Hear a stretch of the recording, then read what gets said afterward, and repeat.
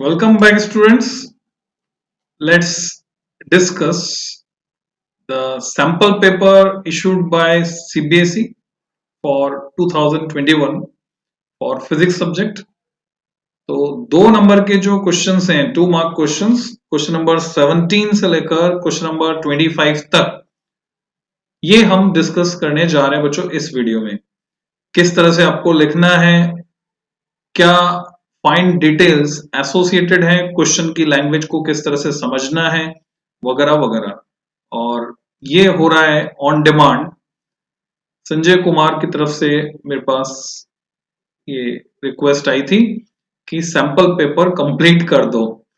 Actual में 1 mark question हम discuss कर चुके प्रीवियस वीडियो में, यानी क्वेश्चन नंबर 17 तक हम डिस्कस कर चुके। सो लेटर ऑन ये बाकी के सवाल हम यहाँ पे डिस्कस करेंगे। ये रहे, अगर आपको नहीं मिले तो आपको कहाँ जाना है, इंपॉर्टेंट पेपर डिस्कशन में जाना है। आई थिंक 16 क्वेश्चन नंबर 16 तक डिस्कस कर चुके, तो आपको जाना है इंपॉर्टेंट पेपर डिस्कशन में। तो यहाँ पर यह है sample paper 2021 12th physics part 1, 49 minutes का ये वीडियो है। उसके बाद नेक्स्ट जो है CBSE 12th physics SQP 2021 assertion reason type question हमने इसमें डिस्कस किए हैं। और अब बचे हुए क्वेश्चंस के लिए उसमें से 2 नंबर वाले जो सवाल हैं वो मैं यहां इस वीडियो में डिस्कस करने जा रहा हूं बच्चों। So let's start. और भी आपकी जो नीड हो, रिक्वायरमेंट हो, आप मुझे लिखेंगे तो मैं कोशिश करूंगा पूरा करने की। नेक्स्ट वीडियो जो है वो अवेटेड है, प्रैक्टिकल से रिलेटेड, प्रैक्टिकल फाइल कैसे बनानी है, तो वो मैं उस पर काम कर रहा हूं। तो क्वेश्चन नंबर 17 16 तक हमने डिस्कस कर लिया था। To straight infinitely long wires. जैसे हम वर्ड में ये पढ़ते हैं तो हमारे दिमाग में 2 इनफाइनाइटली लॉन्ग स्ट्रेट वायर की पिक्चर आ जाती है। आर फिक्स्ड इन स्पेस, हवा में फिक्स है, so that the current in the left wire, अब मेरे लेफ्ट में ये है बच्चों, this is my left hand. तो लेफ्ट वायर से 2 एम्पियर करंट जो है डायरेक्टेड आउट मेरी तरफ आ रही of the plane of page, and the current in the right wire 3 ampere directed into the plane of page। तो ये पिक्चर बन रही है यहां पर, ठीक है। तो इसी के हिसाब से आपको समझना होगा। जो पिक्चर बन रही है यहां डायग्राम में दिख भी रहा है हमको, करंट इधर आ रही, करंट इधर जा रही, तो इसकी वजह से जो magnetic field right hand rule लगाऊंगा मैं, तो मैग्नेटिक फील्ड अलग अलग रीजन में, रीजन सेकंड में ऊपर की तरफ, रीजन थर्ड में नीचे की तरफ, और इसकी वजह से अगर मैं देखूंगा तो रीजन सेकंड में ऊपर की तरफ और रीजन फर्स्ट में नीचे की तरफ। और 3 एम्पियर वाले की वजह से अगर मैं देखूंगा रीजन फर्स्ट में तो नीचे की तरफ, जबकि 2 एम्पियर वाले की, हाँ, तो ये आपको देखना पड़ेगा ना सारा मिलाकर। तो देखते हैं अभी इसको जज करते हैं। इन विच रीजन और रीजन्स, एक से ज्यादा हो सकते हैं, is are there a point on the x axis at which the magnetic field is equal to 0 due to these currents carrying wires। Cancellation हो जाएगा, जस्टिफाई योर आंसर। जहां भी ये वर्ड यूज होता है बच्चों, justify your answer, it means you have to give the reason. आपको reason देना होगा। जस्टिफिकेशन का सीधा सीधा यही मतलब है। So we have to justify. तब देखिए ये जो डॉट है इसकी वजह से मैग्नेटिक फील्ड किस तरफ होगा, मैंने राइट हैंड रूल लगाया तो सर्कुलर फॉर्म में होगा, और कंसेंट्रिक सर्कल होंगे कुछ इस तरह से, जिसमें मैं एरो बना देता हूं। और ये जो क्रॉस है इसकी वजह से कंसेंट्रिक सर्कल होंगे, इस तरह से मैग्नेटिक फील्ड होगा इसका। तो अब हम साफ साफ देख रहे हैं रीजन सेकंड में दोनों की वजह से मैग्नेटिक फील्ड एक दूसरे के सपोर्ट में है, तो यहां कैंसलेशन होने का कोई चांस नहीं है। रीजन थर्ड की अगर मैं बात करता हूं तो 3 एम्पियर वाले की वजह से मैग्नेटिक फील्ड नीचे की तरफ है, 2 एम्पियर वाले की वजह से ये बहुत बड़ा स्फीयर अगर मैं लूंगा तो ऊपर की तरफ मिलेगा। पर साथ ही साथ लॉजिकली अगर हम सोचें, करंट 2 एम्पियर है, इससे जब दूर जाएंगे तो उसका मैग्नेटिक फील्ड कम होगा, 3 एम्पियर वाले का मैग्नेटिक फील्ड ज्यादा होगा। तो कभी भी ऐसी सिचुएशन नहीं आएगी कि दोनों बराबर हो सके, यानी कैंसिलेशन का कोई चांस ही नहीं है। तो यहाँ पर 0 नहीं हो सकता, यहाँ पर 0 नहीं हो सकता, तो अब एक ही रीजन बचा, रीजन 1। यहाँ अगर चेक करें तो 2 एम्पियर से कुछ दूर जाने पर इसकी वजह से जो मैग्नेटिक फील्ड नीचे की तरफ है वो वीक होगा, 3 एम्पियर की वजह से ऊपर की तरफ है। और ये क्योंकि करंट बड़ी है 3 एम्पियर, तो नेचुरल है ऐसा एक पॉइंट हमें मिल सकता है, क्योंकि 3 एम्पियर की वजह से मैग्नेटिक फील्ड ज्यादा होगा और 2 एम्पियर की वजह से कम होगा, तो 2 एम्पियर के पास में हमें एक ऐसा पॉइंट मिल सकता है। बच्चों कंसेप्ट सिमिलर है, जो आप न्यूट्रल पॉइंट की बात करते हैं, जैसे पृथ्वी से चंद्रमा की यात्रा करनी है तो अर्थ से निकले मून तक पहुंचेंगे, तो रॉकेट को जो फ्यूल चाहिए वो खाली न्यूट्रल पॉइंट तक का चाहिए, जहां पर नेट फोर्स या नेट फील्ड 0 हो जाएगा। सेम सेम मिलता जुलता कंसेप्ट है, we have to find neutral point. या आपने मिशन मंगल देखी हो तो मंगल ग्रह तक पहुंचने के लिए फ्यूल सिर्फ कहां तक का चाहिए, न्यूट्रल पॉइंट तक का चाहिए। बाकी आगे जो फ्यूल चाहिए वो रॉकेट को टकराने से, टक्कर होकर नुकसान ना हो उससे बचने के लिए हमको चाहिए, बाकी नहीं चाहिए। तो कंसेप्ट इज क्लियर। अब इस कंसेप्ट पर कहीं भी कैसा भी कंपटीशन में भी इवन कोई भी सवाल अगर आता है तो आप कर सकते हैं। तो इसका जो आंसर सीबीएसई ने दिया वो देख लेते हैं बच्चों। एक और एक 2 नंबर के लिए, explanation by showing magnetic field, कैसे आंसर लिखना है। Explanation by showing magnetic field directions in all 3 regions. ठीक है, आपको तीनों रीजन्स में मैग्नेटिक फील्ड की डायरेक्शन दिखानी है, जैसे भी मैंने रेड कलर से डायग्राम बनाकर दिखाई थी, उसमें इंडिकेट कर देंगे साथ में। कंक्लूडिंग लेफ्ट ऑफ रीजन 1, और फिर उन डायरेक्शंस के बेसिस पर कंक्लूजन लिखना है कि लेफ्ट ऑफ रीजन 1 यानी 2 एम्पियर वाले तार के लेफ्ट में यहां कहीं पर मैग्नेटिक फील्ड 0 हो सकता है। तो ये आपको फाइनल आंसर में लिखकर आना है। तो क्वेश्चन नंबर 17 मैं समझता हूं क्लियर हो गया होगा बच्चों।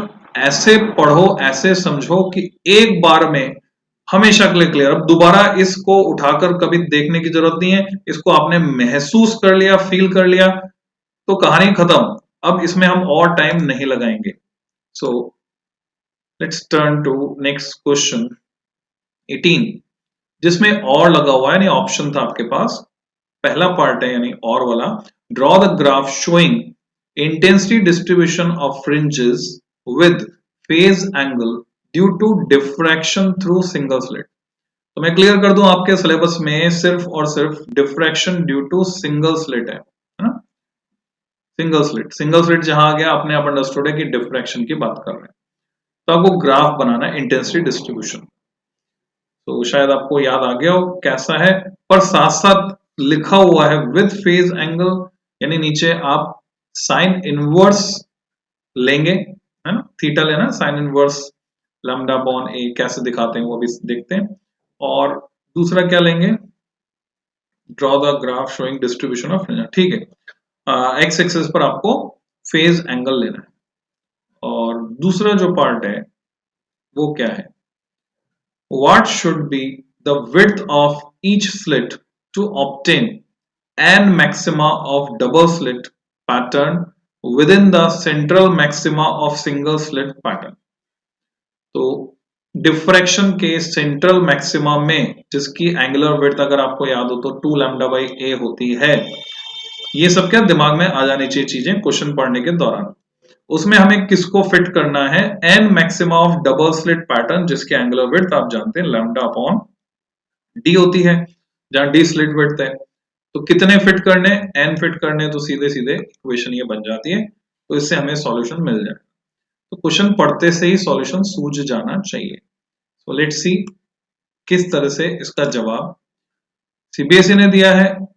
तो सीबीएसई ने दिया है कि अगर आप प्लॉट कर देते हैं इंटेंसिटी डिस्ट्रीब्यूशन, उन्होंने बनाया नहीं है, of diffraction with proper labelling, naming labelling जो भी बोले, वहां पर लिखा होना चाहिए कौन क्या है, तो उसके आपको 2 नंबर मिलेंगे। लेबलिंग नहीं होगी तो बच्चों 1 नंबर कट जाएगा।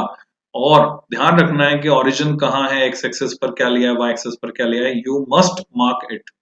और दूसरा जैसे मैंने बताया आपको, N lambda by D equal to 2 lambda by A, यहां से कहानी क्लियर हो जाएगी। और सॉल्व एग्जाम्पल भी है बच्चों, ये है चैप्टर नंबर 10, और आपको सॉल्व एग्जाम्पल मिल जाएगा एनसीईआरटी में जो इस पर बेस्ड है विद न्यूमेरिकल डेटा। आपने अटेम्प्ट किया भी होगा शायद।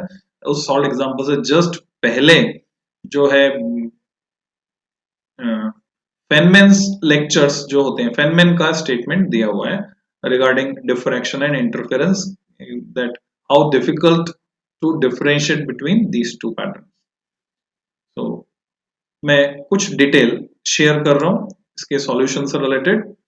सो here is the phase angle lambda by E यहां लिखा है, तो आप इसको a मान सकते हैं, a कर सकते हैं। It is lambda by A, 2 lambda by A, 3 lambda by A. Actual में ये साइन थीटा की वैल्यू है, तो थीटा लेंगे तो यहाँ पे आएगा sine inverse lambda by A, sine inverse 2 lambda by A and so on. तो प्रिंसिपल मैक्सिमम है जिसको हम सेंट्रल ब्राइट मैक्सिमम भी कहते हैं, जिसकी इंटेंसिटी अगर मैं यहाँ लिखकर बताऊं, और अगर आप एक्स्ट्रा लेबलिंग करना चाहते हैं कर सकते हैं, कोई समस्या नहीं है। इसकी इंटेंसिटी होती है बच्चों I0 और ये मिनिमा है। उसके बाद जो सेकेंडरी मैक्सिमा है, सबसिडरी मैक्सिमम इसको बोला है, सेकेंडरी मैक्सिमा भी हम कह सकते हैं। दोनों side secondary maxima, first order का सेकेंडरी मैक्सिमा, इसकी इंटेंसिटी होती है I0 by 22। Then second order का जो सेकेंडरी मैक्सिमा है वो और भी तेजी से इंटेंसिटी डिक्रीज होती है। उस इंटेंसिटी को अगर मैं यहाँ पे लिखता हूं तो ये होती है बच्चों I0 by 61 and so on. बहुत तेजी से डिक्रीज होती है, यही कारण है कि जल्दी ही डिफ्रैक्शन फ्रिंजेस स्क्रीन पर दिखाई देना बंद हो जाती है, क्योंकि इंटेंसिटी बहुत तेजी से डिक्रीज होती है। और अगर हम एनसीईआरटी वाले डायग्राम की बात करें तो बच्चों एनसीईआरटी में ये डायग्राम बना हुआ है along with the width, bright and dark fringes का पैटर्न। अब यहाँ पर एंगल मेंशन नहीं है, जो आपको यहाँ मेंशन करना होगा ये है angular position of nth minima, जो यहाँ पर हमने x एक्सिस पर लिया है, angular position of nth minima. So you have to practice this diagram. तो जो पूछा है यहाँ साफ साफ हमें पता चल रहा है, वो डिटेल जो पूछी गई है वो एनसीईआरटी में नहीं दी गई है, तो ये आपसे रिक्वायर्ड है। अच्छा, नोट्स में मैंने लिखवाई है, एक्स्ट्रा मैं पढ़ाता हूँ, जो नोट्स में मैंने लिखवाई है प्रीवियस ईयर के लेक्चर्स में आप जाकर देख सकते हैं, वहां ये डिटेल अवेलेबल है। तो इस तरह से इस सवाल का जवाब को देना है। फिर अगर एनसीईआरटी का डायग्राम में दिखाऊं आपको 10.17, इसी के जस्ट नीचे इससे रिलेटेड क्वेश्चन। तो सेकेंड पार्ट के लिए कि कितने मैक्सिमा आ जाएंगे सेंट्रल ब्राइट मैक्सिमम के बीच, तो यहां पर वो थ्योरी दी हुई है, actual double slit interference pattern, the envelope shows the single slit diffraction. तो ये आप देख सकते हैं। तो रिलेटेड इंफॉर्मेशन मैंने आपको प्रोवाइड की। नेक्स्ट क्वेश्चन पे चलते हैं बच्चों, क्वेश्चन नंबर 19। इसमें फिर आपको ऑप्शन मिला है और दो पार्ट हैं, reduce an expression for the potential energy. अब देखिए जैसे ये टर्म्स पढ़ते जाते हैं दिमाग में पिक्चर क्लियर होती जानी चाहिए, इसके लिए हमको क्या चाहिए, रेफरेंस चाहिए। Let's get back to the slide. हमको चाहिए रेफरेंस, बिना रेफरेंस के बात नहीं हो सकती। पोटेंशियल एनर्जी रेफरेंस, तो इन जनरल हम इन्फिनिटी को रेफरेंस लेते हैं, तो उसका एक्सप्रेशन हमको डिराइव करना है। डिड्यूस जो वर्ड है वो इंडिकेट करता है यू हैव टू डिराइव, यानी डेरिवेशन करना है आपको 2 नंबर में, of A system of 2 point charges. 2 point charges हैं Q1 और Q2, located at positions. Positions आपको दी हुई है R1 and R2। R1 R2 को आप चाहे तो पोजीशन वेक्टर की तरह ट्रीट कर सकते हैं, respectively in an external electric field. अगर एक्सटर्नल इलेक्ट्रिक फील्ड नहीं होता तो सिंपली हम के Q1 Q2 bye R2 minus R1 या R1 माइनस R2 लिख सकते थे, पर E प्रेजेंट है तो इसका डेरिवेशन आपको एनसीईआरटी में दिया हुआ है, वहां से देखकर उसमें से थोड़ी काट छाट करनी होगी फाइनल आंसर के लिए। अब मान लीजिए कुछ बच्चे बोलते हैं सर आप तो हमको एग्जैक्ट आंसर बता दो बस, हम उसको तैयार कर लेंगे। बट द फैक्ट इज, अगर आपने न्यूज में सुना हो, काफी पहले बता दिया गया था और उसके बाद नेशनल एजुकेशन पॉलिसी भी आई, क्या बता दिया गया था, एप्लीकेशन बेस्ड क्वेश्चंस होंगे। तो आप ये सीबीएसई से एक्सपेक्ट मत कीजिए कि रिपीटिशन विल बी देयर। इसलिए जरूरत किस बात की है कि आपकी प्रैक्टिस किस तरह की बने। क्वेश्चन आंसर रट के काम नहीं चलेगा बच्चों, आपकी प्रैक्टिस इस तरह की बने कि आपको उसके पीछे का कंसेप्ट समझ में आए, जिससे जब क्वेश्चन को किसी भी तरीके से तोड़ा मरोड़ा जाए तो भी आप उसी फॉर्मेट में, जिस फॉर्मेट में पूछा गया उस फॉर्मेट में अपना जवाब दे पाए। तो ये रिक्वायरमेंट है सीबीएसई के पेपर की। तो उसी के अकॉर्डिंग आपको प्रिपरेशन करनी है। तो उसकी प्रैक्टिस मैं आपको करवाऊंगा, और प्रैक्टिस ऐसे ही होगी कि दिमाग को एक तरफ रखकर नहीं काम होगा, दिमाग को साथ में लेकर और उसे शार्प करते हुए काम होगा, तीखा करते हुए चलना पड़ेगा। ओके, इसका सॉल्यूशन अभी मैं डिस्कस करूंगा, और मैं देख लेते हैं क्या क्वेश्चन है। Establish the relation between electric field and electric potential at A point. तो ये हमें एक रिलेशन एस्टैब्लिश करना है, ये पहले भी पूछा जा चुका है क्वेश्चन। तो इसमें एक डायग्राम बनता है, एनसीईआरटी का एक डायग्राम, शायद आपके दिमाग में वो इमेज आ रही हो। और जैसा कि हर साल आता है सवाल, ड्रॉ द इक्विपोटेंशियल सरफेस। इतना इंपॉर्टेंट कंसेप्ट है इक्विपोटेंशियल सरफेस, मैं इतने साल से देख रहा हूं बच्चों, इक्विपोटेंशियल सरफेस हर साल पूछते हैं। For an electric field pointing in plus Z direction. अब मैं बताता हूं, ये क्वेश्चन नया नहीं है, पर इसमें बच्चे घूम जाते हैं। इलेक्ट्रिक फील्ड किधर पॉइंट कर रहा है? प्लस जेड डायरेक्शन में, विद इट्स मैग्नीट्यूड इंक्रीजिंग, और साथ में इसका मैग्नीट्यूड बढ़ रहा है at constant rate along minus Z direction. Language में ही घुमा दिया गया है आपको, अलोंग नेगेटिव जेड डायरेक्शन जाने पर मैग्नीट्यूड बढ़ रहा है। तो क्या आप पकड़ पाए मुद्दे को?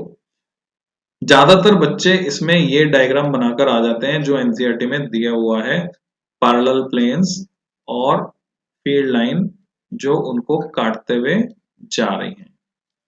पर क्लियरली आप समझ पा रहे होंगे, इक्विडिस्टेंट पैरेलल लाइन से हम दिखाते हैं यूनिफॉर्म इलेक्ट्रिक फील्ड को, और यहां पर इलेक्ट्रिक फील्ड यूनिफॉर्म नहीं है, ये साफ साफ पता चल रहा है। तो मान लीजिए मैं इसको z डायरेक्शन मान भी लूं, तो ये हुई पॉजिटिव और इधर हुई नेगेटिव। तो अब किस बात की जरूरत है, वो जो मैं अभी आपको समझा रहा था ना, एप्लीकेशन बेस्ड।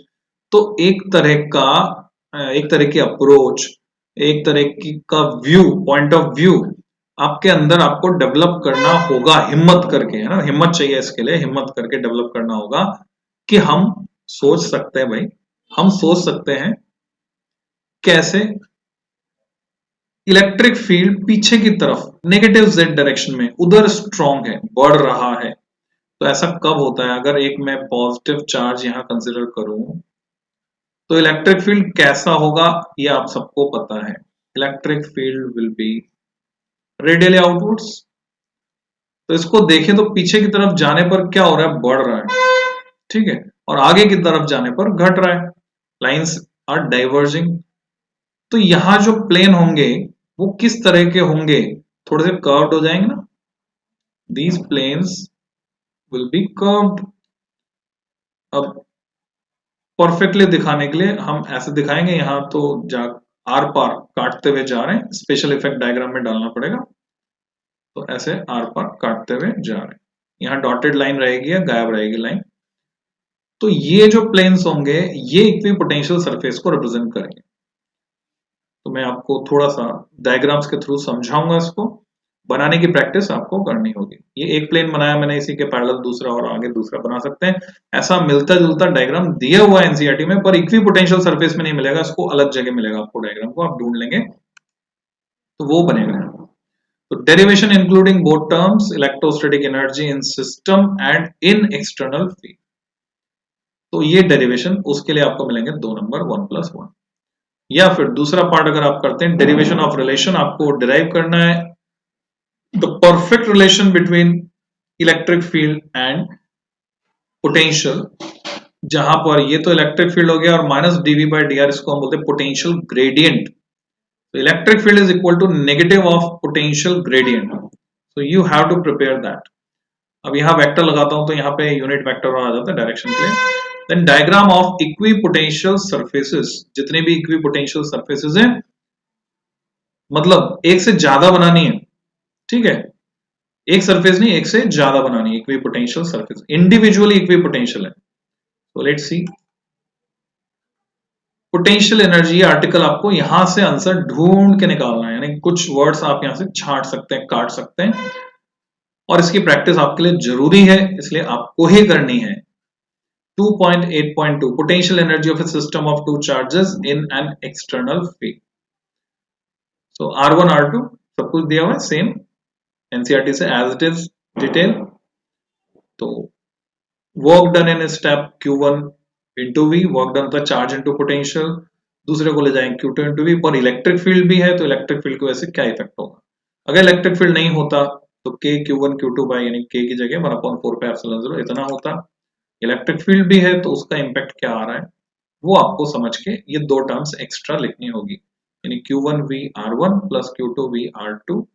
R1 R2 जो है वो पोजिशन को बता रहे हैं, plus K Q1 Q2 by R12।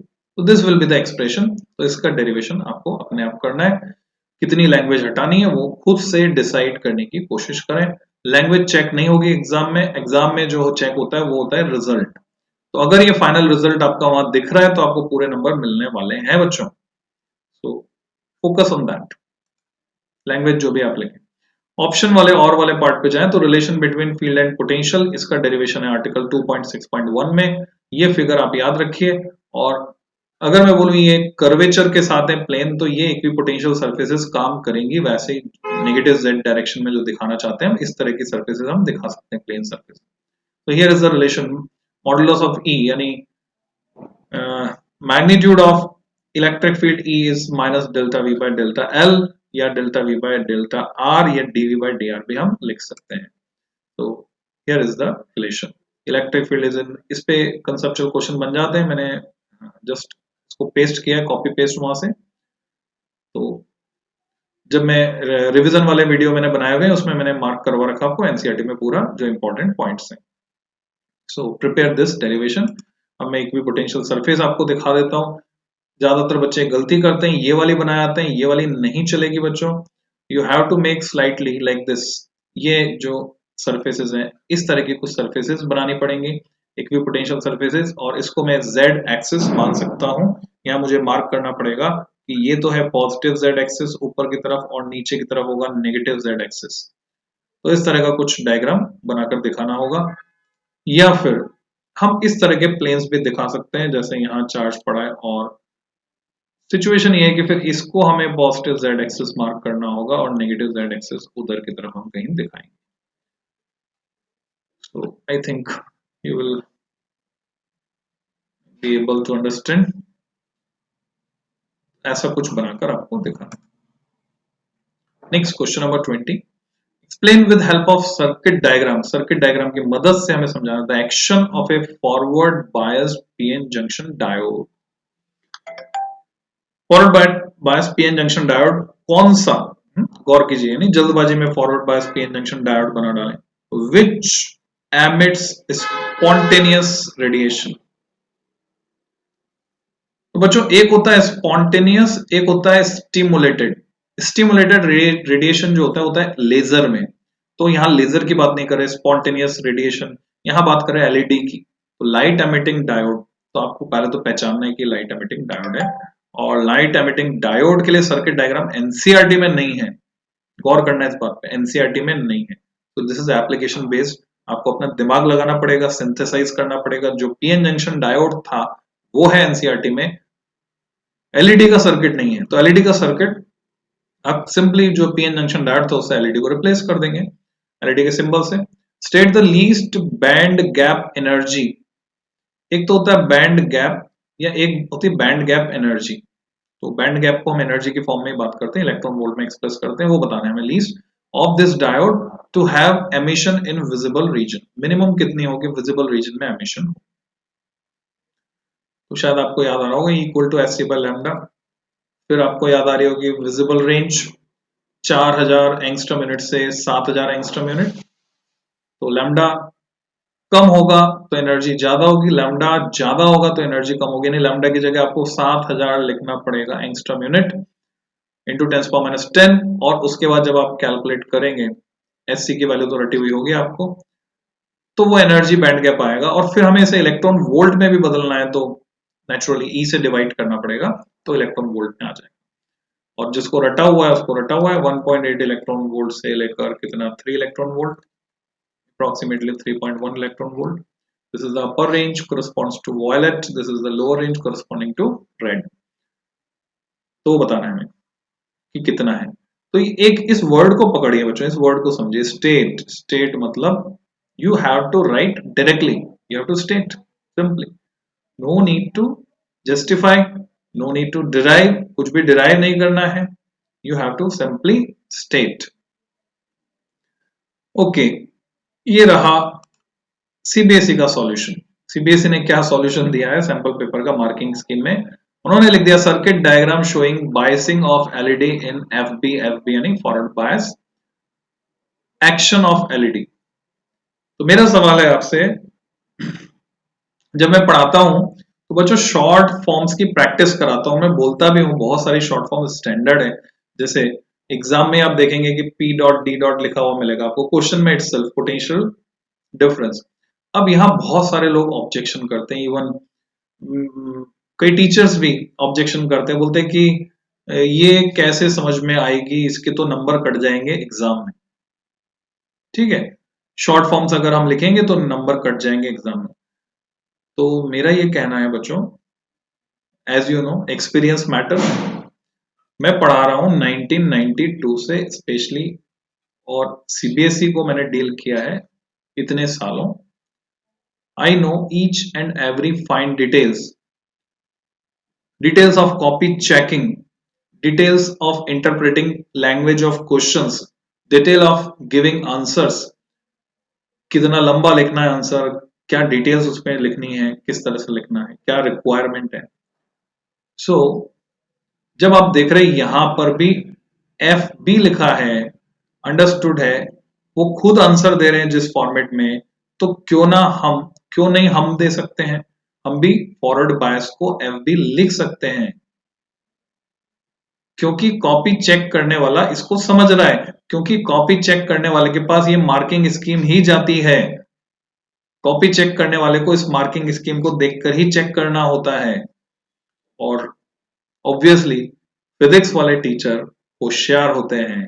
Physics वाले teacher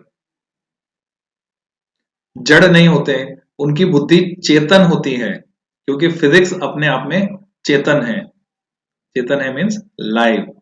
okay, let's get back to the question. Action of LED हमको एक्सप्लेन करना होगा. एलईडी कैसे काम करती है, कैसे उसमें इलेक्ट्रॉन्स जो हैं वो एनर्जी लेकर हायर एनर्जी लेवल पर जाते हैं, वैलेंस बैंड से फिर कंडक्शन बैंड से जब वापस लौटते हैं, रिकंबाइन होते हैं होल्स के साथ, तो रिकॉम्बिनेशन में जो एनर्जी रिलीज होती है, ये डिस्क्रिप्शन वहां पर हमको लिखना है. और अब यहां से मार्क्स का डिस्ट्रीब्यूशन देखिए आपको क्या करना है. आपके आंसर में गैप होना चाहिए. सर्किट डायग्राम बना दिया, एक लाइन छोड़िए, एक्शन ऑफ एलईडी, कुछ थ्योरी वहां पर आ गई, फिर एक लाइन छोड़िए, for emission in visible range least band energy required is 1.8 electron volt. ये आंसर 1.8 इलेक्ट्रॉन वोल्ट. और मैं तो यहां तक कहता हूं कि 1.8 electron volt should be underline. इसका बेनिफिट आपको क्या मिलने वाला है कि इधर आपने जो भी लैंग्वेज लिखी है उसकी ग्रामर सही हो, गलत हो, डजंट मैटर, उसको कोई नहीं पढ़ता बच्चों. आंसर जो चेक करने वाला है वो उसको ढूंढ रहा है, और ये आपने उसको दे दिया हाईलाइट करके, तो वो सीधे उसी को पढ़ेगा. तो आधा नंबर इसका ये बाइफर्गेशन हो गया है, बोले हम, ये इंटरनल डिस्ट्रीब्यूशन मार्क्स का. तो मैंने बुक में से कॉपी पेस्ट किया, यहाँ से आपको छाटना है. लाइट एमिटिंग डायोड पहचाना हमने, it is a heavily dope PN junction. बच्चों हेवीली डोप जेनर डायोड के लिए भी लिखा रहता है और लाइट एमिटिंग डायोड के लिए भी लिखा रहता है, दोनों में ये सिमिलरिटी है. which under forward bias emits spontaneous radiation. यहां से radiation, spontaneous radiation, same wordings उन्होंने यूज किए, पर क्वेश्चन इनडायरेक्ट पूछा है जो एनसीईआरटी में नहीं है. Diode is encapsulated with a transparent cover so that emitted light can come out. इसका डायग्राम उन्होंने नहीं दिया, इसका कोई फोटो नहीं दिया है, मैं दिखा देता हूं आपको अभी. रिमेनिंग डिटेल यहां पर है, तो यहां से आप चूज कर सकते हैं कौन सी डिटेल आपको इसमें से उठानी है. ये सेकेंड पार्ट का आंसर है. thus the junction boundary on either side of the junction axis minority carriers are there which recombine with majority carriers near the junction. On recombination the energy is released in the form of photons. Photons with energy equal to or slightly less than the band gap are emitted. ये आपको clarity होनी चाहिए, या तो band gap के बराबर या उससे थोड़ा सा कम, और अगर वो विजिबल रेंज में है तो हमारा काम बन जाएगा. और ये साफ साफ यहाँ दिया है, at least band gap of 1.8 electron volt. तो डिटेल मैंने सारी आपको दिखा दी, वो आप एनसीईआरटी में से भी पढ़ सकते हैं. पर पूरा लिखना नहीं है, लिखना इसमें से छांट कर है, और वो मैं नहीं बता रहा हूं अभी। हो सकता है मैं लास्ट टाइम पे पूरी बात बताऊंगा, पर अभी मैं नहीं बता रहा हूं जानबूझ के, because you have to practice, you have to program your brains accordingly. ये वो डायग्राम मैं दे रहा हूं आपको जो एनसीईआरटी में नहीं है। फॉरवर्ड बायसिंग में आपको एलईडी को ऐसे लगाकर दिखाना है। ये जो ट्रायंगुलर फॉर्म में आप देख रहे हैं ये होता है पी टाइप। पी टाइप को हमने जोड़ा है पॉजिटिव से, और जो स्ट्रेट लाइन है ये होता है एन टाइप जिसको हमने जोड़ा है नेगेटिव से, और ये जो एरो बाहर की तरफ जा रहा है एलईडी का सिंबल है। और यहाँ ये दिखाया हमने कैसे कंडक्शन लेवल, कंडक्शन बैंड से नीचे वैलेंस बैंड तक इलेक्ट्रॉन वापस आते हैं और ये लाइट एमिट कर देते हैं। और ये लाइट अगर विजिबल रेंज में होगी equal to s c by lambda से हम कैलकुलेट करके निकाल सकते हैं। ई एनर्जी बैंड गैप इसके बराबर हम रखेंगे उसको, ई को, जितना इनका एनर्जी बैंड गैप है। अगर ये एटलीस्ट 1.8 इलेक्ट्रॉन वोल्ट होता है तो काम हो जाएगा, यानी वो रोशनी हमें दिखाई देगी। तो आपको पता भी होगा शुरू शुरू में जो टीवी के रिमोट आए थे तो लोगों ने कस्टमर केयर पे लगाकर शिकायत करना शुरू कर दिया था नंबर लगाकर कि इसमें आगे लाइट तो लगी हुई है, बल्ब लगा हुआ है रिमोट में आगे, पर ये जलता नहीं है। ये बल्ब लगा हुआ है, हमने सारे बटन दबाकर देख लिए, सारे बटन दबा लिए, ये जलता ही नहीं, खराब है। लोगों ने कस्टमर केयर पे शिकायत कर डाली। बाद में इनोवेटिव एक्शन लेते हुए, बहुत कम लोग ऐसे होते हैं जिनका दिमाग बहुत बढ़िया चलता है, और अगर उनको सपोर्ट मिले तो नेचुरली ये सब अच्छा ही अच्छा है। तो इनोवेटिव अप्रोच किसने निकाली? टाटा स्काई ने सबसे पहले अपने रिमोट में 2 एलईडी लगाई। एक विजिबल रेंज में लाइट एमिट करती थी ऊपर की तरफ फॉर यूजर, और दूसरी टीवी को इंफ्रारेड भेजती थी, है ना। ये इंफ्रारेड इसमें से निकलते रेडिएशन तो हमें कैसे दिखेंगे, इंफ्रारेड तो हमारी रेंज है नहीं आइस की, दैट्स व्हाई वो 1.8 से भी कम है। जैसे सिलिकॉन का डायोड बना 1.1 इलेक्ट्रॉन वोल्ट, या जर्मेनियम का बना 0.7 इलेक्ट्रॉन वोल्ट, तो इंफ्रारेड रेंज में वो लाइट एमिट करते हैं जिसको हम नहीं देख सकते। तो आगे चलते हैं बच्चों अगले सवाल पर। नेक्स्ट कुछ अच्छा, अगले सवाल से पहले एलईडी के कैरेक्टरिस्टिक्स भी देख लीजिए। ये इंक्लूडेड थे, सप्लीमेंट इशू किया था सीबीएसई ने, उस पे इंक्लूड, आपके एनसीईआरटी बुक में नहीं है, ये सप्लीमेंट में है। एलईडी के कैरेक्टरिस्टिक वैसे होते हैं जैसे पीएन जंक्शन डायोड के, बस ये कुछ कलर्स हैं जो हमें याद रखना है। जो रेनबो के कलर है वही सीक्वेंस हम ले सकते हैं, जैसे रेड टू ब्लू, विबग्योर के रिवर्स ऑर्डर में, प्राइमरी रेनबो में जो होता है, या प्रिज्म से जो हमें मिलता है रेड टू ब्लू। फिर व्हाइट और इंफ्रारेड आप चाहें तो जोड़ सकते हैं, सबका ओरिजिन यही है। ओ ये इस तरह का ग्राफ आता है करंट और वोल्टेज के बीच। एलईडी इस तरह की दिखती है बच्चों, इसमें 2 टर्मिनल होते हैं। जो छोटा वाला होता है वो नेगेटिव होता है, शॉर्ट लीड, एंड जो बड़ा वाला होता है वो पॉजिटिव होता है। This is positive, this is negative.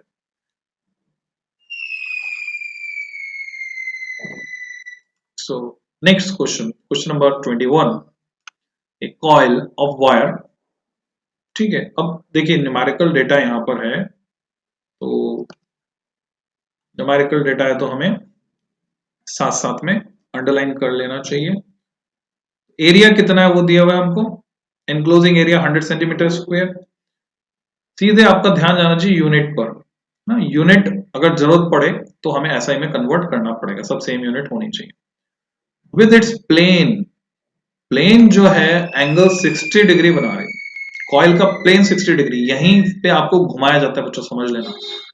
Coil बना रही है, कॉइल का प्लेन बना रहा है, एक ही बात है, पर हमें प्लेन का एंगल नहीं चाहिए होता, हमें एंगल चाहिए होता है कॉइल के प्लेन के परपेंडिकुलर का। क्योंकि अगर ये कॉइल है तो अगर मैं एम क्रॉस बी निकालना चाहता हूं, या एम की डायरेक्शन चाहिए, मैग्नेटिक डाइपोल मोमेंट की डायरेक्शन, तो बच्चों वो कॉइल के प्लेन के परपेंडिकुलर होती है, या तो आउटवर्ड्स या तो इनवर्ड्स। तो हमें कॉइल के प्लेन के परपेंडिकुलर से एंगल चाहिए, जो कि कौन सा एंगल होगा, 30 डिग्री। तो न्यूमेरिकल डेटा जब फॉर्मूला में आप रखेंगे तो 30 डिग्री आपको रखना होगा, 60 रख दिया तो गलत हो जाएगा। With a magnetic field of strength 10⁻⁻1 tesla, what is the flux through the coil, कितना फ्लक्स कॉइल में से होकर जाएगा, मैग्नेटिक फ्लक्स आपको निकालना है। Magnetic field is reduce to 0, अगर हम उसको घटाकर 10⁻³ सेकंड में 0 कर देते हैं, then find the induced EMF. तो आपने देखा 2 क्वेश्चंस को मर्ज कर दिया गया है, ठीक है। तो दोनों पार्ट हम सॉल्व कर सकते हैं। सीबीएसई ने जो सॉल्यूशन दिया है सफिशिएंट है अपने आप में, आप इजीली इसको सॉल्व कर सकते हैं। एक एक नंबर के दोनों न्यूमेरिकल हैं छोटे छोटे। मैग्नेटिक फ्लक्स फाई होता है बी ए कॉस थीटा। थीटा आप देख रहे हैं 30 डिग्री, जैसे मैंने आपको बताया था 30 डिग्री रखेंगे। बी की वैल्यू डालेंगे 10⁻⁻1, ए की वैल्यू डालेंगे 100 को कन्वर्ट करेंगे तो 10 की पावर 100 सेंटीमीटर को स्क्वायर को मीटर स्क्वायर में, तो क्या करते हैं उसमें 10 की पावर -4 आ जाएगा साथ में। 10 की पावर -2 इंटू 10⁻², तो 10 की पावर -2 बचेगा यहाँ पे, है ना।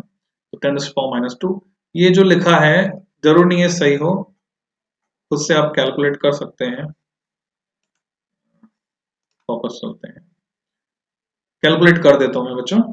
तो b इज 10 पावर -1। कई बार सैंपल पेपर में आंसर्स गलत आते हैं, प्रीवियस एक्सपीरियंस मेरा यही है। a is 10 power -2, metre square में कन्वर्ट कर दिया मैंने। एंड cos थीटा यानी cos 30, and cos 30 is how much? Cos 30 is sin 60, that is √3/2. So how much we get? We get unit is Weber. So 10 power -3 यानी मिली weber √3/2, और हम चाहे तो इसकी वैल्यू भी कैलकुलेट करके लिख सकते हैं इंटू 10 पावर -3 वेबर। मुझे डाउट था इसलिए मैंने कैलकुलेट किया। तो √3/2 is okay. 10 power -11 is not okay. -11 तो क्यों आएगा, आप खुद ही सोच के देखिए। -11 का तो कोई रोल यहाँ पर नहीं है। So it is simply -3। हो सकता है यहाँ इन्होंने कुछ अगर गलत डेटा दिया हो तो मिसप्रिंट हो गया हो, तो -11 जा रहा हो, बाकी -3 आ रहा है। And calculation of induced EMF equal to a cos theta dB/dt। I think phi equal to d∅/dt equal to, हमें क्या निकालना है, मैग्नेटिक फील्ड को रिड्यूस किया इतने टाइम में, then find the induced EMF equal to -d∅/dt। We know variable, तो ∅2 - ∅1, ∅2 - ∅1। अब हम एरिया तो चेंज कर नहीं रहे बच्चों, हम क्या चेंज कर रहे हैं, फाई होता है बी ए कॉस थीटा, जैसे ऊपर लिखा, तो हम चेंज कर रहे हैं मैग्नेटिक फील्ड को। तो ए उतना का उतना ही रहेगा, और बीच का एंगल वो भी उतना ही रहेगा, ठीक है। मैग्नेटिक फील्ड को हम चेंज कर रहे हैं, एंगल उतना ही रहेगा, यानी cos 30, a cos 30, और यहाँ आ जाएगा b2 minus b1, final minus initial, और नीचे आ जाएगा टाइम। अब कैलकुलेशन आपको अपने आप करना, 0.5 वोल्ट आता है कि नहीं आता वो चेक करना, फिर कमेंट बॉक्स में लिख सकते हैं आप चाहें तो। फिर भी अगर किसी को कुछ भी डिस्कशन करना है, here is the number, save it and you can contact me on WhatsApp।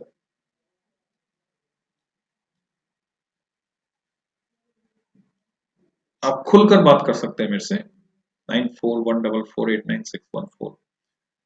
तो मैं अवेलेबल हूं किसी भी एकेडमिक क्वेरी के लिए। नेक्स्ट चलते हैं बच्चों, question number 22। This question is from wave optics. जैसा हम देख पा रहे हैं, 2 waves from 2 coherent sources। Very very important term coherent, सुनते ही दिमाग में क्लिक करना चाहिए, यानी सेम फ्रीक्वेंसी विद 0 और कांस्टेंट फेज डिफरेंस। तो 2 कोहेरेंट सोर्स हैं, S है, दूसरा S डैश है, सुपर इम्पोज एट X। तो यहां से वेव जाती है, यहां से वेव जाती है, और यहां X पर मिलती है। X is a point on the second minima। Okay, यहां कहीं स्क्रीन हो सकती है, and Sx minus S dash X, ठीक है, ये बड़ा है और वो 4.5 सेंटीमीटर है। Calculate the wavelength of the waves, हमें लैम्डा निकालना है। लैम्डा इज अननोन, और हमको दिया हुआ क्या है, हमको ये डिटेल लैंग्वेज में लिखकर दी हुई, जिसको न्यूमेरिकल डिटेल में हम कन्वर्ट कर लेंगे। सेकंड मिनिमा का मतलब क्या होता है वो आपको क्लियर होना चाहिए। आपको पता होना चाहिए, जब पार्ट डिफरेंस λ/2 होता है तो फर्स्ट मिनिमम मिलता है हमको। इंटरफेरेंस पैटर्न की बात मैं कर रहा हूँ बच्चों, और जब 3 लैम्डा बाय 2 होता है तो हमें सेकंड मिनिमम मिलता है। तो आप समझ गए होंगे आपको क्या करना है, और यहां से आपको लैम्डा निकालना है। ओरल कैलकुलेशन है, आप ओरली भी कर सकते हैं, उसके आपको मिल रहे हैं 2 नंबर, सस्ता है सौदा। तो here is the answer 3 lambda by 2, value put करने पर लैम्डा 3 सेंटीमीटर। चेक कर लेते हैं क्या कैलकुलेशन मिस्टेक तो नहीं की है इन्होंने, ठीक है। ये 4.5 सेंटीमीटर है, तो 2 से मल्टीप्लाई होगा, 3 से डिवाइड होगा। 2 से मल्टीप्लाई किया, 3 से डिवाइड किया, 2/3, 45 हम जानते हैं कट रहा है 3 से, तो 3 1 जा 3, 3 1 जा 3, 3 5 जा 15, 1.5, इसका डबल बिल्कुल सही है, इट इज 3 सेंटीमीटर। तो स्ट्रेट फॉरवर्ड ऐसे ही न्यूमेरिकल आते हैं बच्चों बोर्ड में, कभी कभी कोई अटक जाता है जिसमें ज्यादा कैलकुलेशन होती है, अदरवाइज ऐसे। Question number 23, draw the energy band diagram, यानी सेमीकंडक्टर का क्वेश्चन आ गया। When intrinsic semiconductor, intrinsic means pure, intrinsic means pure, so intrinsic semiconductor जैसे जर्मेनियम और silicon is doped with impurity atoms of antimony। अब आपको पता होना चाहिए एंटीमनी फिफ्थ ग्रुप का है कि थर्ड ग्रुप का है, तो एंटीमनी बच्चों फिफ्थ ग्रुप का है, तो इसकी वैलेंसी है 5 5 है, तो पेंटावेलेंट डोप करेंगे तो एन टाइप बनेगा। तो name the extrinsic semiconductor so obtain, तो आपको खाली नाम लिखना है, जैसे पहले आता ना स्टेट नेम, डिड्यूस या डिराइव या जस्टिफाई नहीं है, तो you have to give name only, तो एन टाइप नाम लिखना है। और उससे पहले आपको एनर्जी बैंड डायग्राम ड्रॉ करना है, तो उसका आपको आइडिया होना चाहिए। Majority charge carriers and the majority charge carrier, उनका नाम भी लिखना है, मेजॉरिटी चार्ज कैरियर क्या होंगे। तो हम जानते हैं एन टाइप में मेजॉरिटी चार्ज क्या है, इलेक्ट्रॉन्स। अब ये ध्यान रखना है जितने पार्ट हैं क्वेश्चन में, हर एक पार्ट का आंसर हाईलाइटेड होना चाहिए। अगर पैराग्राफ में लिख रहे हो तो बेटर तो ये है कि ब्रेक करके लिखो, बीच में गैप लगा के लिखो, दैट इज बेटर अप्रोच। तो वेल लेबल्ड एनर्जी, इन्होंने जो सॉल्यूशन दिया सीबीएसई का सॉल्यूशन देखें, फिर मैं अपना सॉल्यूशन बताता हूँ। Well labelled energy band diagram of n type semiconductor. कुछ बच्चे सोचते हैं अरे इन्होंने स्पेलिंग गलत लिख दी, नहीं बच्चों, अब आजकल जो है लेबल्ड में डबल एल नहीं आता, ठीक है, पहले आया करता था, आजकल नहीं आता। Well labelled energy band diagram n type semiconductor, फिर हमें जवाब लिखना है एन टाइप सेमीकंडक्टर, ये एग्जामिनर को दिखेगा तो आधा नंबर आपको देगा, फिर एग्जामिनर को दिखना चाहिए इलेक्ट्रॉन्स मेजॉरिटी चार्ज के लिए, फिर आधा नंबर देगा। अच्छा, कुछ बच्चों ने अगर सिर्फ इतना ही लिखा, सेमीकंडक्टर नहीं लिखा, सिर्फ इलेक्ट्रॉन्स लिखा, then again it is okay from CBSE point of view, उनको कोई समस्या नहीं है। हाँ, अगर आप स्टेट बोर्ड को बिलोंग करते हैं तो समस्या है, वहां you have to describe. CBSE में अप टू दी पॉइंट जा सकते हैं, पूरे नंबर मिलते हैं बच्चों। ओके, ये तो है एनसीईआरटी का डायग्राम, जो एनर्जी बैंड डायग्राम आपको बनाना है, और जो मैं सिखाता हूं नोट्स में आपको मिल जाएगा कि बनाओ उल्टा झंडा, झंडे में लगा दो डंडा, जो मैंने पहले लगा दिया है उल्टा, और हमें बनाना है एन टाइप के लिए डायग्राम, तो डोनर एनर्जी लेवल उसमें दिखाना होगा। बीच में फॉरबिडन एनर्जी गैप है, this is forbidden energy gap, और डोनर एनर्जी लेवल होता है just below the conduction band. ऊपर वाला ये हो गया कंडक्शन बैंड, नीचे वाला हो गया वैलेंस बैंड। ये इधर हमने वाई एक्सिस पर लिया है एनर्जी को, और यहां हम बना देते हैं 0.01 या 0.05, इट डिपेंड्स जर्मेनियम है कि सिलिकॉन है। सिलिकॉन के लिए हर डेटा ज्यादा होता है, जर्मेनियम के लिए कम होता है, तो हम यहाँ मार्क करेंगे this is donor energy level, donor energy level, और हम यहाँ मार्क कर देंगे this gap is 0.01 electron volt. रफली दिखा सकते हैं, it is of order of, खाली एक सिंबल से भी दिखा सकते हैं और दो से भी दिखा सकते हैं, जितनी आपकी श्रद्धा हो। सो चॉइस इज योर्स। अब चाहे तो ये जो एनसीईआरटी में ये वाला बनाए, आप चाहे तो ये वाला बनाए, दोनों में पूरे नंबर आपको मिलने वाले हैं। क्वेश्चन नंबर 24, फिर इसमें आपको ऑप्शन मिल गया, तो इस बार तो भर भर के ऑप्शन है, तो फिर भी घुमा सकते हैं आपको पेपर में। हर साल फिजिक्स का पेपर रिट लगती है, फिजिक्स के पेपर में याचिका दायर की जाती है कि हमें जो मार्क्स हैं उसमें थोड़ी छूट दी जाए, या हमें रिलैक्सेशन दिया जाए, क्योंकि पेपर बहुत टफ था। एक तो पेपर लेंदी आता है, फिजिक्स का पेपर ऐसे आता है बच्चों, केमिस्ट्री का बिल्कुल आसान आता है, और मैथ्स का पिछले साल से आसान कर दिया, नहीं तो 2-3 साल से तो मैथ्स के पेपर में भी रेट लग रही थी। Define the terms magnetic inclination and horizontal component of earth's magnetic field at a place. तो गौर कीजिए, ये उस पोर्शन से जो डिलीट नहीं हुआ है। Earth's magnetic field is there in syllabus, जो डिलीट हुआ है वो कुछ और है ना। डाया पैरा फेरोमैग्नेटिक सब्सटेंसेस वो डिलीट हो गए हैं। Torque and couple on magnet वो डिलीट हो गया है। तो सिलेबस के अकॉर्डिंग ये सिलेबस में है, ये आपको तैयार करना है। Define the terms magnetic inclination, यानी एंगल ऑफ डिप की बात कर रहे हैं। कंफ्यूज मत हो ना बच्चों, एक होता है डिक्लाइनेशन, एक होता है इंक्लाइनेशन। इंक्लाइनेशन या एंगल ऑफ डिप, जिसको हम थीटा से या डेल्टा से दिखा, उसकी बात कर रहे हैं। डिफाइन द टर्म्स, इसको डिफाइन करना है। And horizontal component, horizontal component of earth magnetic field, जिसको हम कैपिटल एस से या बी एस से दिखाते हैं, बी एच, इसे डिफाइन करना है at a place. Establish the relationship between the two with help of a diagram, एक डायग्राम बनाकर, ये 2D वाला डायग्राम भी चलेगा, एनसीईआरटी का 3D वाला डायग्राम भी चलेगा। रिलेशन एस्टेब्लिश करना है। सो हम जानते हैं टेन थीटा इक्वल टू क्या होता है। टेन थीटा इक्वल टू होता है B V upon B H, vertical component upon horizontal component. कैसे ये आता है, कैसे डायग्राम हम बनाते हैं? दो डायग्राम बना सकते हैं हम। ये पहला डायग्राम जिसमें हमने दिखाया पृथ्वी को, ये है इसका एक्सिस जो 22 डिग्री पर टिल्टेड है, पर फॉर सेक ऑफ अंडरस्टैंडिंग हमने सीधा दिखाया। और ये है मैग्नेटिक एक्सिस, वो ज्योग्राफिक एक्सिस, ये मैग्नेटिक एक्सिस, उनके बीच का angle, angle of declination alpha, जो 11.3 डिग्री है, ये हम जानते हैं। अगर मैं सिर्फ इतना हिस्सा उठाऊं,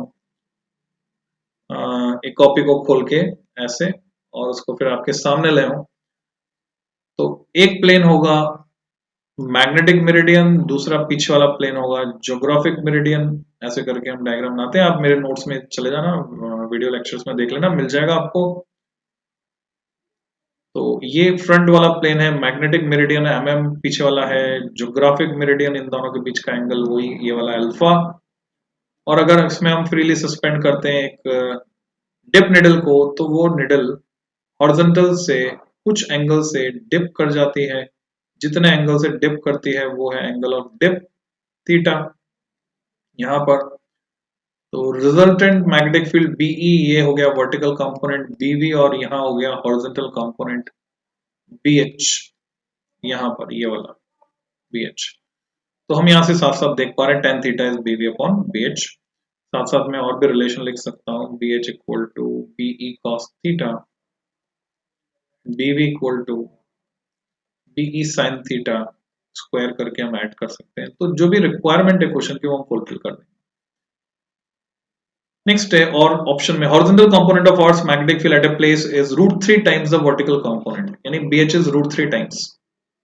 ओके, टेन थीटा में क्या मिलने वाला है, 1/√3, क्योंकि बीएच जो है √3 टाइम्स है। What is the value of inclination at that place? तो सीधे सीधे हम कह सकते हैं 1/√3, टेन थीटा 1/√3, तो आपको याद होगा, रटा हुआ होगा 30 डिग्री। √3 होता तो 60 डिग्री, बड़ा वाला 60 डिग्री, छोटा वाला 30 डिग्री। तो here is the answer, definition of each term, diagram showing relation BV upon BH tan theta, theta is 30 degree. ये सब मार्क्स डिस्ट्रीब्यूशन आप देख लीजिए। अब चलते हैं हम 2 नंबर के आखिरी सवाल पर, last question of 2 mark. Write two characteristics, characteristics पूछ सकते हैं आपसे अलग अलग तरह से। हर चैप्टर में कुछ ना कुछ करेक्टरिस्टिक वाली टर्म इंट्रोड्यूस करके क्वेश्चन बनाया जा सकता है, जैसे मीटर ब्रिज का वायर, पोटेंशियोमीटर का वायर, उसकी करेक्टरिस्टिक, और इस तरह से आपसे पूछ सकते हैं। तो हमें यहाँ पे करेक्टरिस्टिक किसकी बतानी, इमेज फॉर्म, ऑप्टिक्स का क्वेश्चन है। कब? when an object is placed between the optical center, optic centre भी कहते हैं, ऑप्टिकल सेंटर भी कहते हैं, एंड फोकस, किसका, थिन कॉन्वेक्स लेंस। माइंड में पिक्चर क्लियर हो जानी चाहिए। एक थिन कॉन्वेक्स लेंस है, ऑब्जेक्ट रखा है, उसके ऑप्टिक सेंटर और फोकस के बीच इमेज कैसी होगी, उल्टी होगी, सीधी होगी, कैसी होगी? तो यहाँ आंसर में उन्होंने नहीं दिया, टू करेक्टरिस्टिक अच्छा दिया है। इमेज कैसी होगी बच्चों, वर्चुअल होगी, रियल नहीं होगी, एनलार्ज्ड होगी, और सेम साइड में बनेगी जिधर ऑब्जेक्ट रखा है। तो ये तो हो गया करेक्टरिस्टिक। अब ये 3 है, इनमें से कोई अगर 2 भी लिख देते हैं तो भी उसको पूरे नंबर मिल जाएंगे। एंड सेम साइड कहाँ होगी, पूछा है क्या, कहाँ होगी, नहीं पूछा। ओके, तो उसको भी हम कैरेक्टरिस्टिक में शामिल कर सकते हैं, एक नंबर पूरा मिल जाएगा। फिर है ग्राफ बनाना है आपको, variation of image distance v with object distance u, वो graph banana in this case. अब गौर कीजिए, कुछ गड़बड़ इनसे हो गई है। यहाँ पे क्या गड़बड़ हुई मैंने पकड़ी है, ये देखिए। एज, क्योंकि यहाँ मुझे दिख रहा है y equal to mx plus C, तो स्ट्रेट लाइन तो आने वाला नहीं ग्राफ v और u के बीच, तो कुछ गड़बड़ हो गई है इनसे सॉल्यूशन में। u and v both negative, we get 1 upon v equal to 1 upon u minus 1 upon f। कैसे आया, जो okay, let's get back to the slide. जो हम जानते हैं लेंस फॉर्मूला, लेंस फॉर्मूला जिससे आप family 1 upon f equal to 1 upon v minus 1 upon u. तो इसमें u भी नेगेटिव है, v भी नेगेटिव है, तो ये तो पॉजिटिव हो गया और ये हो गया नेगेटिव। तो अगर मैं इसको दूसरी साइड ले जाता हूं तो ये अगली स्टेप यही बनने वाली है, यहां से आया, ठीक है। आफ्टर अप्लाइंग साइन कन्वेंशन हमें फॉर्मूला ये मिलता है। ये बोल रहे हैं interpret y equal to mx plus C plot of the graph. Question में कहीं ऐसा नहीं लिखा है, u और v के बीच में ग्राफ बनाने को बोला है, जो तो रेक्टेंगुलर हाइपरबोला आने वाला है। अब 1 अपॉन v 1 अपॉन u के बीच बोलते तो स्ट्रेट लाइन आता भी सही। तो interpret y equal to mx plus C plot of the graph, तो it is not suitable for this question. तो इन्होंने क्या सॉल्यूशन दिया है वो आप देख लेंगे बाद में। ये मैं जो डायग्राम बनाऊंगा तो इस तरह का दिखेगा बच्चों। ऑप्टिक एक्सिस और फोकस के बीच में रखा तो इमेज बन रही है सेम साइड में, मैग्नीफाइड बन रही है, इरेक्ट बन रही है, erect magnified and is on same side. तो u भी नेगेटिव है आप देख रहे हैं और v भी नेगेटिव है। Here it is u which is negative, here it is v which is also negative, और f जो है वो पॉजिटिव है। f को इधर नाप रहे हैं तो f पॉजिटिव है। ग्राफ अगर मैं बनाता हूं तो u और v के बीच में ग्राफ इधर क्वाड्रेंट में जा रहा है, u नेगेटिव रखेंगे और v भी नेगेटिव आना चाहिए। तो ग्राफ मेरे को v और u नेगेटिव वाला मिला नहीं, क्योंकि u और v दोनों नेगेटिव सेम साइड में आ रहा है। तो यहां इस क्वाड्रेंट में आना चाहिए ग्राफ, जो अवेलेबल था वो मैंने आपको दिखा दिया। u और v दोनों नेगेटिव होंगे तो ग्राफ इधर आना चाहिए साइन कन्वेंशन के हिसाब से। बाकी चलने को बोर्ड लेवल पे चल जाता है ग्राफ, में कोई दिक्कत नहीं है। पर आपको समझना होगा u और v के बीच जो ग्राफ आएगा वो आएगा रेक्टेंगुलर हाइपरबोला। उसका प्रैक्टिकल में भी आपने ड्रॉ किया होगा, ऑप्टिकल बेंच के प्रैक्टिकल में, वहां पर भी हम इसको ड्रॉ करते हैं। स्ट्रेट लाइन जो ग्राफ आता है वो यहां नहीं आता है, स्ट्रेट लाइन ग्राफ आता है 1 अपॉन u 1 अपॉन v के बीच प्लॉट करेंगे तो स्ट्रेट लाइन ग्राफ आता है। तो ये आपको समझना होगा। तो बच्चों 25 तक हमने डिस्कस किया 2 नंबर वाले सारे question. So now this activity is over.